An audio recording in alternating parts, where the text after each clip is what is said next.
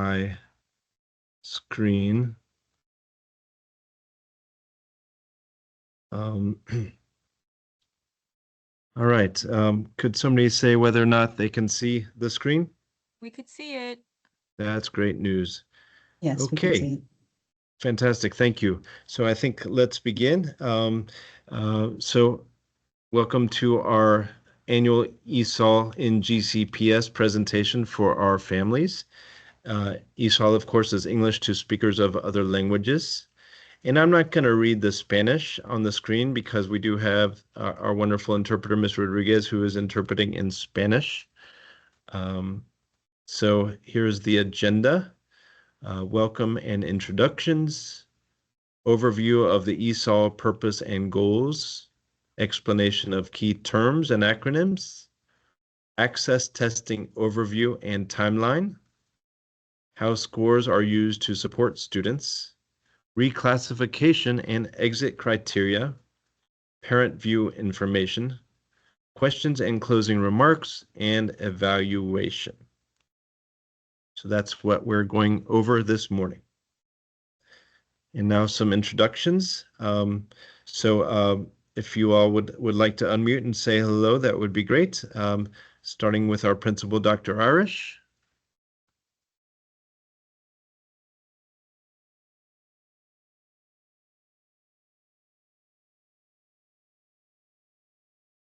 And I cannot see anything other than the presentation on my screen. So you might be about to unmute, Dr. Irish, but maybe not. So Ms. Lim, would you like to say hello? Good morning, everyone. My name is Ms. Lydia Lim, and I am the ESOL lead at the school. I support all ESOL. If you have any questions about ESOL, you could always reach directly to me, and Mr. Doyne will pass that information. Thank you for being here. Thank you, Ms. Lim. Ms. Kroll? Good morning, everyone. My name is Yvonne Kroll, and I'm the parent outreach liaison here at Lilburn Middle School, and I also work with attendance. We're so glad to have you join us today, and you probably got some of my phone calls, and we're so happy that you're here today. And it's going to be a great meeting with lots of good information for you parents. Thank you for joining us.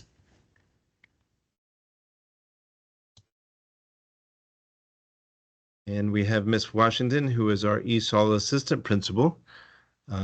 So I don't know if Ms. Washington's in this meeting right now.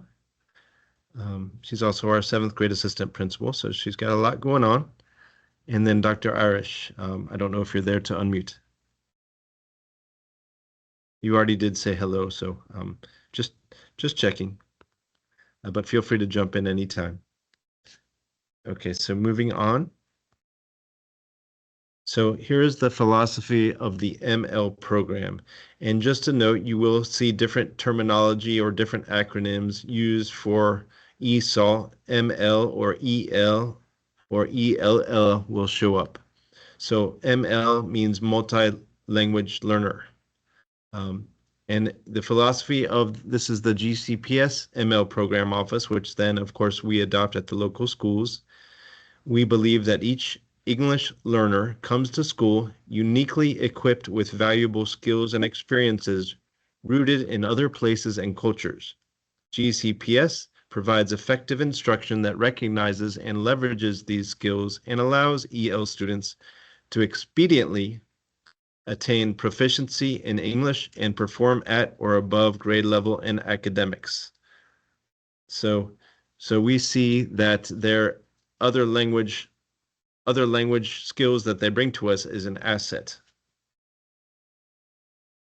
and actually gifts. So here's a bunch of acronyms. I won't go over each of them. And I do also want to thank Miss Martha Alanis from Meadow Creek High School. She has provided the Spanish on these slides. So thank you to Martha from Meadow Creek High School for that. So these are some acronyms, starting with ACCESS, which stands for Assessing Comprehension and Communication in English State to State. And that's the test that the students take every January. Then we have English learner, also would be an English language learner or a multilingual learner. We also have English to speakers of other languages, which is ESOL. The INC, which many of you may have come through when you were registering your children. That's the International Newcomers Center. We have FLOAT, which signifies a primary home language other than English.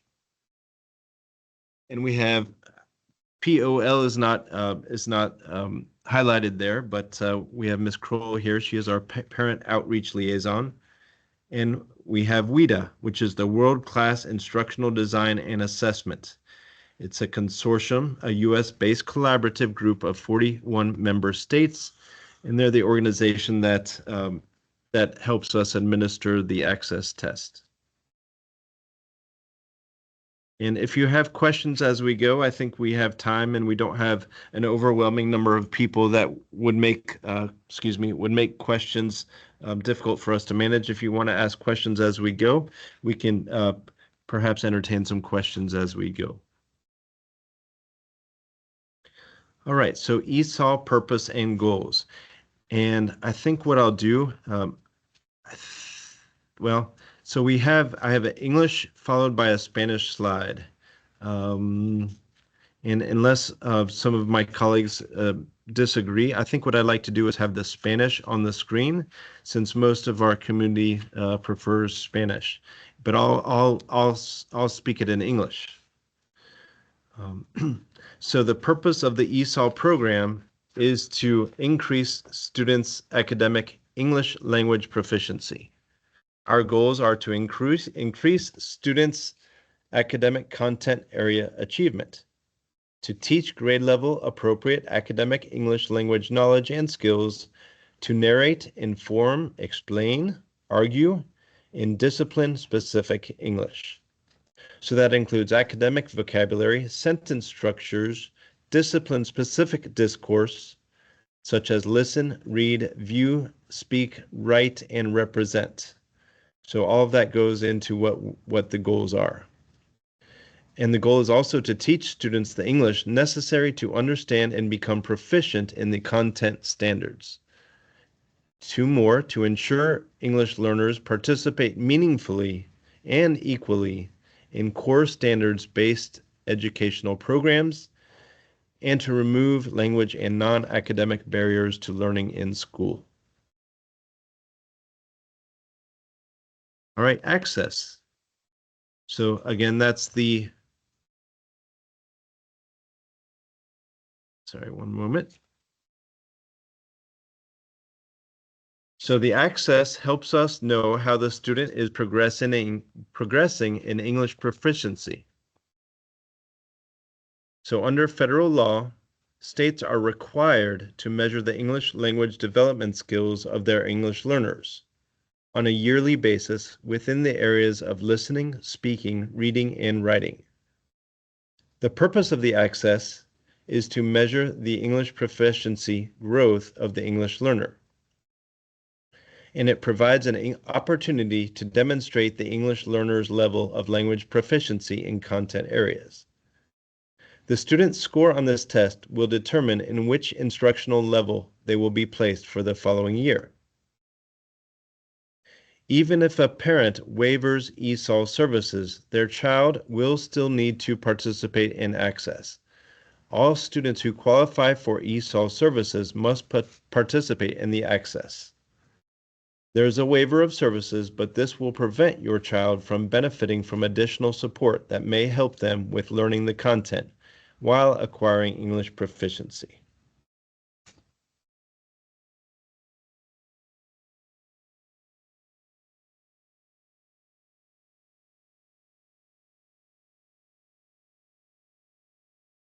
Okay, access for ELL's assessments.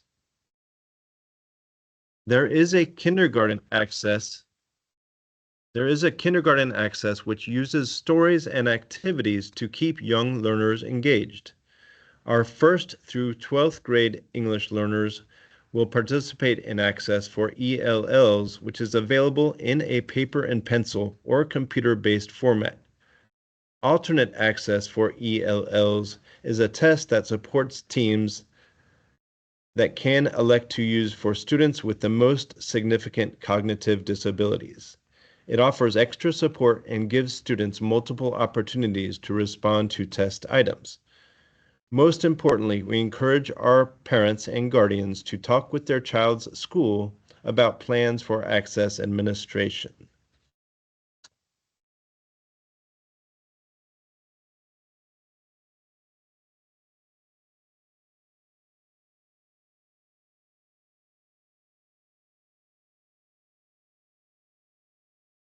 Okay,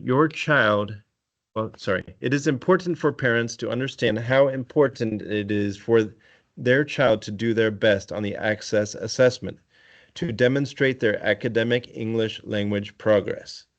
A student must meet set criteria to exit ESOL services. Their child does not need to study for the access assessment.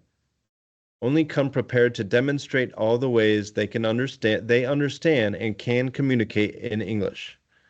Parents can help their child prepare for test day by making sure their child gets plenty of sleep, eats breakfast, and goes to school with a positive mental attitude.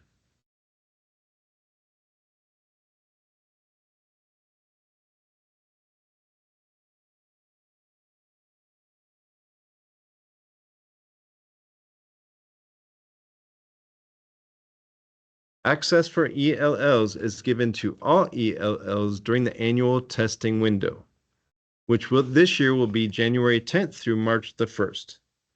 The score reports will be pushed out to Parent View sometime in May.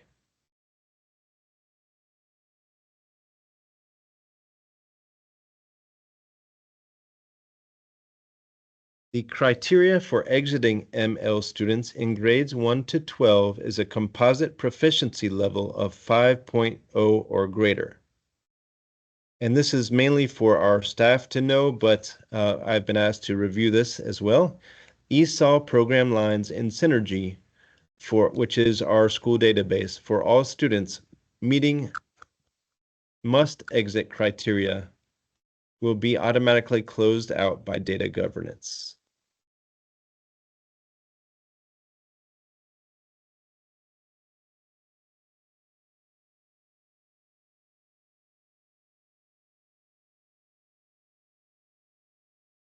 Each student's ESOL teacher, a content teacher, and the ESOL AP or another school administrator who knows the student must meet to consider whether the student should be reclassified as a fluent English proficient student or should continue to receive ESOL services for the coming year.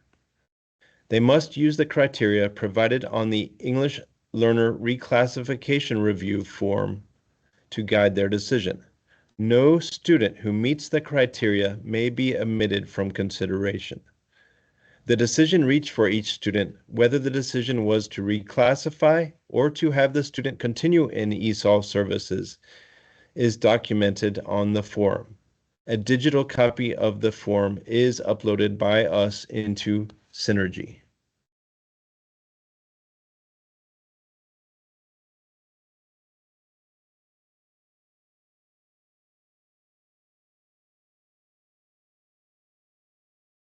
The state has established criteria to exit students with an individual education program, IEP, participating in alternate access.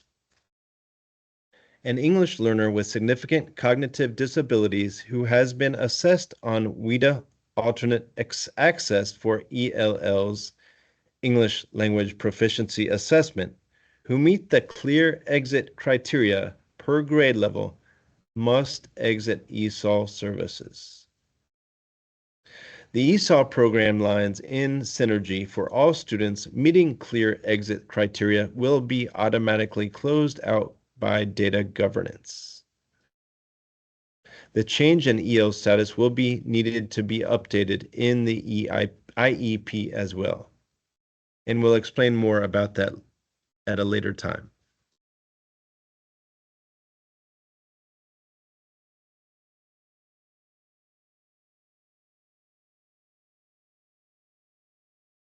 English learner reclassification. English learner reclassification is only an option for EL students in grades 1 through 12. The reclassification process is not an option for students in kindergarten. Through a collaborative partnership, ESOL and special education follow joint guidance for IEP teams to consider additional individualized English language proficiency related data applied per student's disabilities. Decision is recorded on the state IEP EL reclassification form completed by an ESOL and special education collaborative team.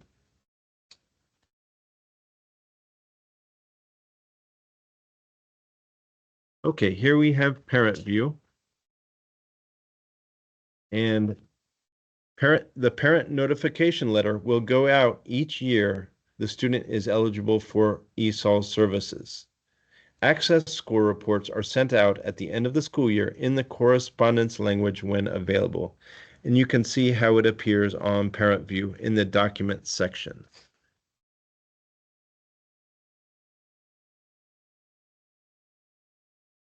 Back up a slide here. Please get familiar with parent view.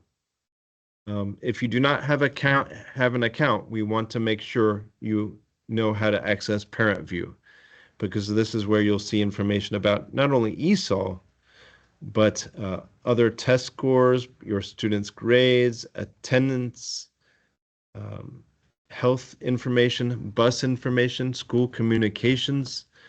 So much is available on Parent View. It is an essential tool for our parents and guardians.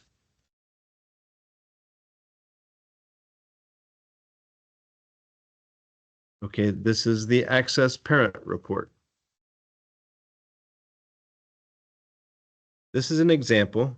The Access Parent Report is available in 46 languages other than English. Again, the report will push out to the parent view in the selected correspondence language.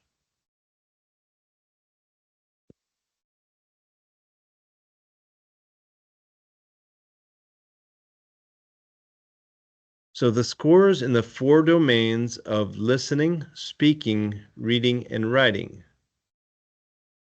as well as the 4 different composite scores, these 4 here, and how they correlate to the descriptions of each level here.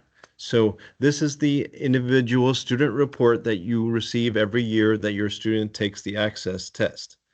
So for example, for the listening domain, so this student scored at the 4.5 proficiency level, which means they are able to understand oral language in English related to specific topics in school and can participate in class discussions, such as exchange information and ideas with others, connect people and events based on oral information. And they received a 1.7 in the writing, so that's in the 1 level. So they can communicate in writing using visuals and symbols that may contain few words in English, for example. So obviously, they're much stronger in listening than they are in writing.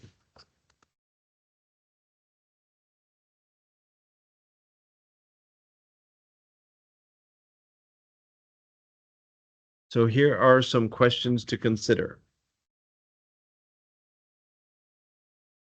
These results are used to determine exit, reclassification, or continuation of services.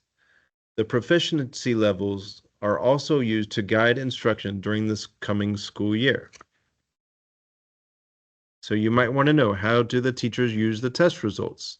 What are the English goals for your child? And in addition to English, what else does my child learn in school?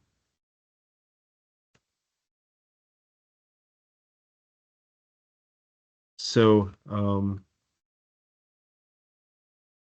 those are the main slides we wanted to review. But here is and we'll go over the evaluation in a little bit and address any questions there might be. But Miss Lim, Miss Kroll, would you like to talk about the upcoming Fall Festival? I could speak on it. So we have our second family engagement event, which is the Fall Festival happening November 20th, next Thursday, from 5:30 to 7:30. And we are inviting all family members to come out. We have lots of fun activities you could see on the screen there. We have face painting, bracelet making. We'll have a live DJ. Our very own DJ Johnson will be there.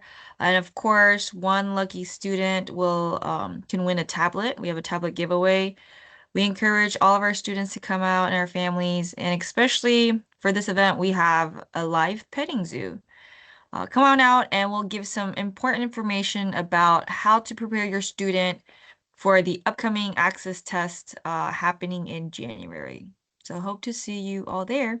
Thank you. Thank you, Miss Lim. And then let's see. Let me see. I don't know if there are any, I can't really see the chat very well. Are there any questions in the chat or any questions at all? Mr. Doyne, we had one parent ask if this meeting was going to be recorded because she's working and she's not able to attend. That's the only question I've seen so far. Okay. And yes, and you may have answered that, but yes, it is being recorded. Thank you. Thank you. So let's see. I think I'm going to put the evaluation in the chat. I'm going to stop sharing and then I can see everybody. And I'm going to put the evaluation in the chat one more time.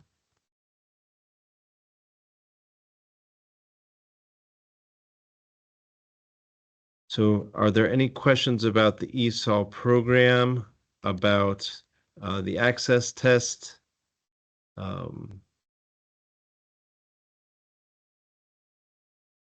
We do want you to fill out the evaluation, please.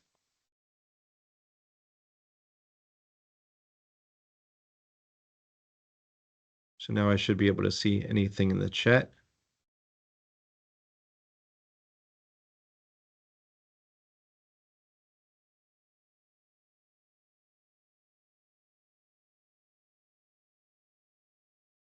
Is that Miss Domingo has a thumbs up? Thank you, Miss Domingo. Miss Lim, Miss Kroll, anything you would like to add? Dr. Irish? Just a big thank you to the ESOL team and to all the parents who attended. We're glad you're here. Thank you. I'd like to add if, because it's a lot of great information, and the fact that the meeting is being recorded, if they can look it over at, at the time when they have more time to take in everything that was said, just to let us know, Mr. Doyne, any questions that they have about it, so that, because it was great, and it's great information. And I just want the parents to be able to reach out to you and or to myself or Ms. Lim with any questions that they may have after this meeting, because usually the questions come to us after the fact. So we're there to help them. Thank you for attending. Great points, Ms. Kroll. Thank you. And Ms. Lim, I don't know if you want to take that question that's in the chat. The question is, if a child wasn't in ESOL in elementary schools, why are they put in ESOL in middle school? If I get the student number, I could look into that specific child, that student. So And seems like Ms. Udine, I'm positive I know who your child is, so I can send that to Miss Lim. okay. Thank you for the question, Ms. Udine, and thanks for participating in the meeting. Mr. Doyne, did you answer? Looks like Ms. Udine has a question. about if a child was not in ESOL, why would they be put in ESOL in middle school? So maybe Ms. Lynn can address that question. So we are going to get that student number and direct that answer to the parent. But most importantly, I do want to mention to the parents that are here, a lot of times it seems like parents are unfortunately unaware that the students are in this ESOL program from elementary and in middle. And just to say that 70 to 80% of our MLs, of our multilingual learners in the county were born in the United States. So I want you to have that understanding that just because my child was born in the United States doesn't make sense for them to be an ESOL, but it's more about because there's another language being spoken at home that we want to see gains in English proficiency, and that's only through the access test. And a lot of times it's just showing your ability in English in reading, speaking, listening, writing in those 4 domains. And like Mr. Joyne mentioned in the presentation, is not something you could study, but coming to school every day, participating, reading, writing, speaking, listening in all of your classes, using that academic language will definitely help with seeing better results in the access test. So thank you, and we will definitely look into your student and see what that's about. Thank you.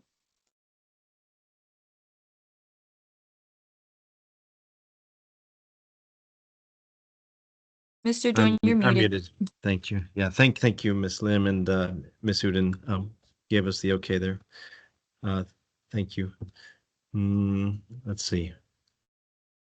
What else? Any questions? Other questions from parents?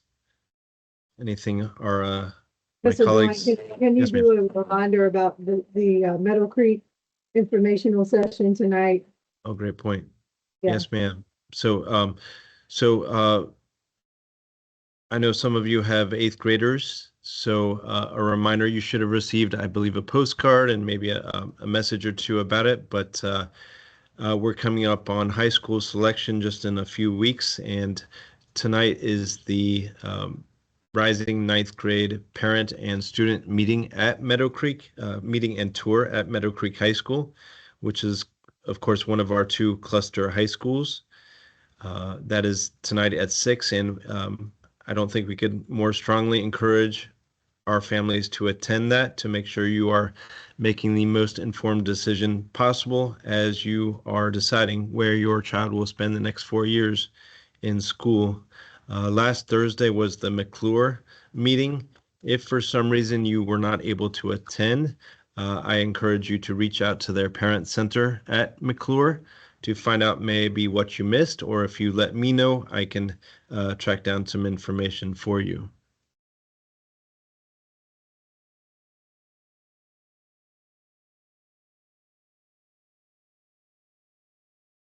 Some of you may have received a message from us on Monday about our academic assistance program starting in January for students that do not pass one or more of their academic classes. So if you receive that message and need support, or your child needs support and you don't know where to turn, please contact me, Ms. Kroll, anybody, or maybe even best your child's teachers to find out how they can bring up that grade. I think tutoring is always is a great option. Tutoring is a great option Tuesdays or Wednesdays, Wednesdays or Thursdays for their academic classes, with Wednesdays being math and social studies, and Thursdays English language arts and science. And connections tutoring is Tuesday, and that's 8:10 in the morning.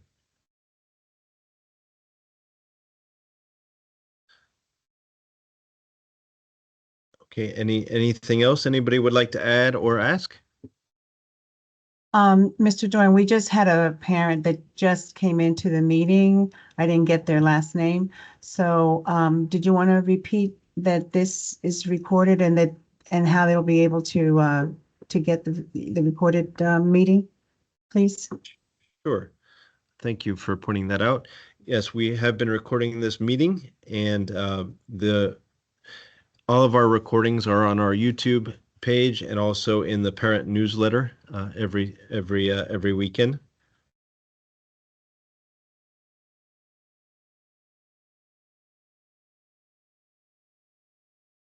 And I see one person has filled out our survey. Thank you. Let's see, who was that? Miss Domingo. I had a hunch it might have been Miss Domingo.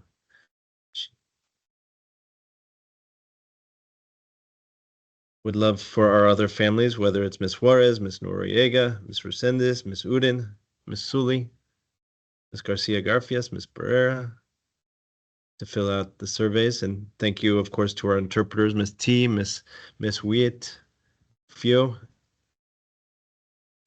Miss Rodriguez.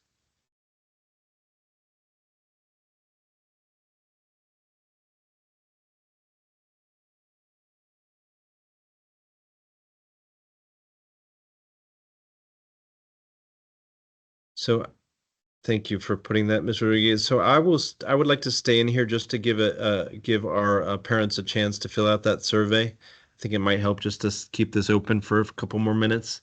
And I'm not saying anybody has to leave, but thank you all for participating in our meeting. All right, nice job, Mr. Doyne. Have a good afternoon, everyone. Thank you very much, Dr. Irish.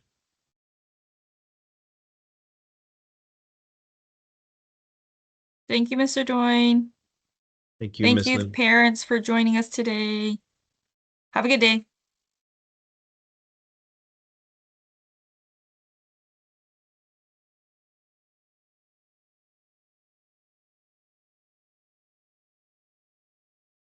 I'm going to mute myself for a second.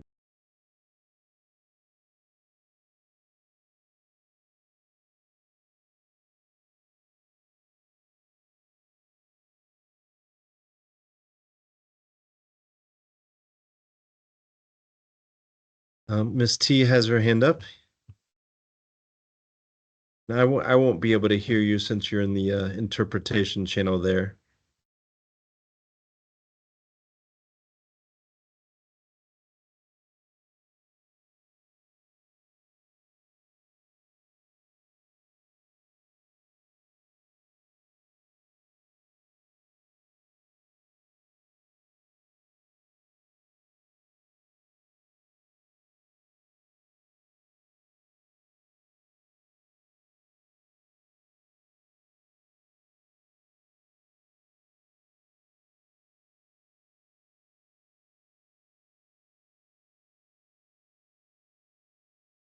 Oh, yes, ma'am. Thank you for being here, Ms. T. Thank you.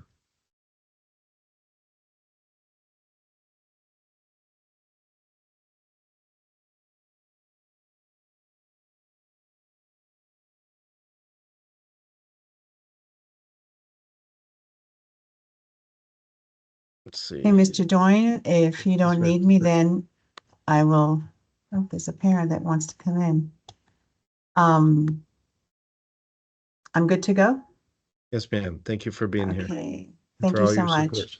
Thank you. Thank you very much. Thank you.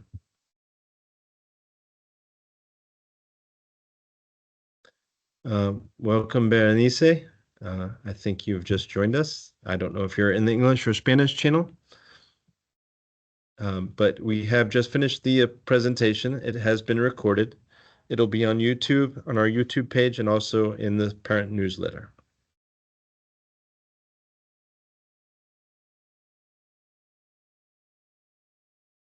If you have any specific questions, please let me know.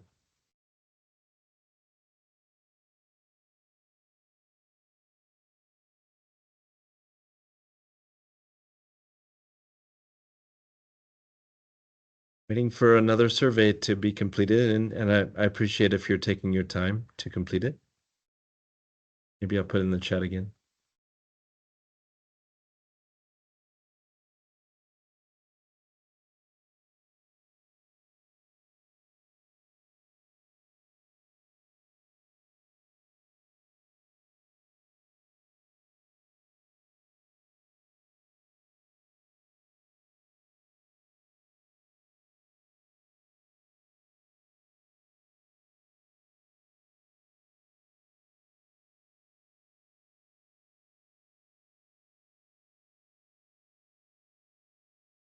All right.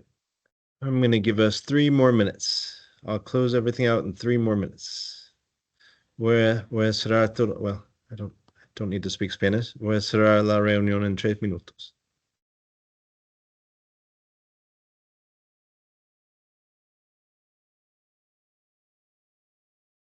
Oh, I see 3 people have filled out the survey. Thank you. It looks like Ms. Resendez and maybe Ms. Naid have finished the survey. Thank you.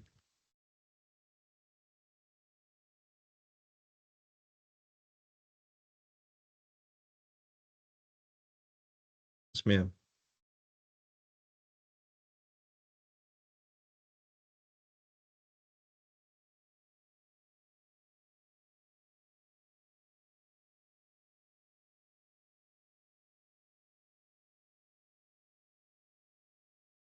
Ms. Rodriguez, I don't know if you've interpreted for one of our meetings before. You probably have, but I don't remember. Thank you for helping. I need to mute myself for a second.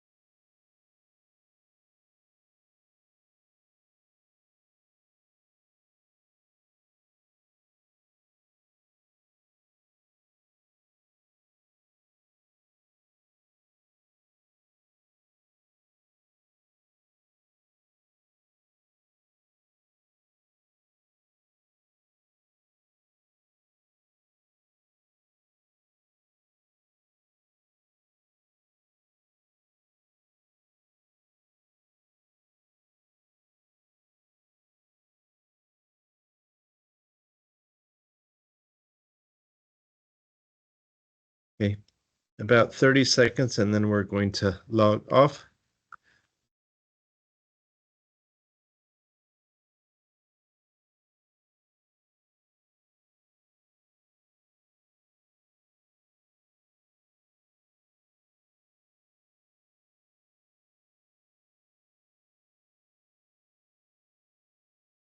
Okay, does anybody have any last second question or comment?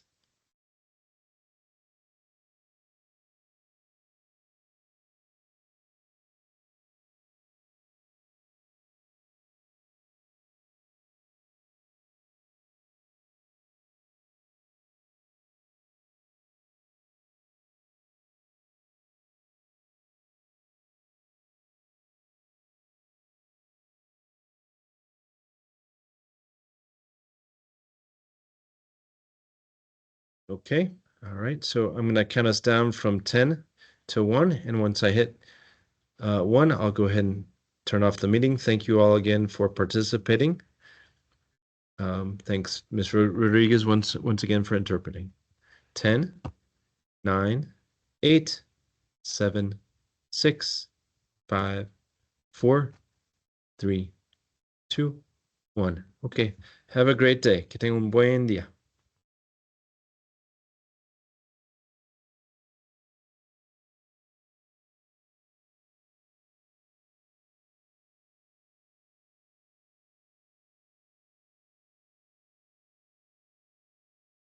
Gracias. Okay, cuídese.